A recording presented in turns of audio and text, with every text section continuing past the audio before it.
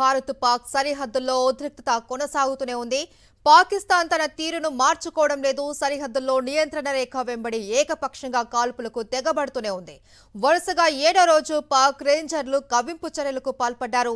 జమ్మూ కాశ్మీర్లోని నియంత్రణ రేఖ వెంబడి ఉన్న కుప్వారా, ఉరి అఖ్నూర్ సెక్టార్లో కాల్పుల విరమణ ఒప్పందాన్ని ఉల్లంఘిస్తూ పాకిస్తాన్ సైనికులు కాల్పులు జరిపారు. అయితే పాక్ రేంజర్ల కాల్పులను భారత ఆర్మీ సమర్థవంతంగా తిప్పికొట్టారు. ఈ మేరకు సైన్యం వెల్లడించింది.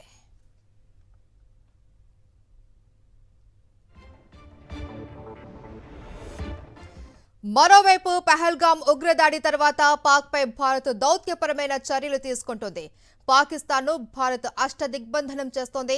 తాజాగా పాక్కు చెందిన విమానాలు భారత గగనతలంలోకి రాకుండా ఆంక్షలు విధించింది.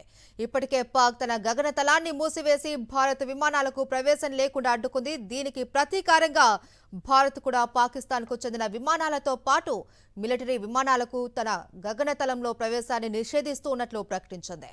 భారత్ విధించిన ఈ ఆంక్షలతో ఏషియా దేశాలకు వెళ్లే పాక్ విమానాలపై మరింత భారం పెరగనుంది. ఇప్పటికే ఆర్థికంగా పాక్ విమానయాన రంగం కుదేలైంది. తాజాగా భారత్ చర్యలతో పాక్ విమానయాన రంగం ఇంకా పతనం కానుంది.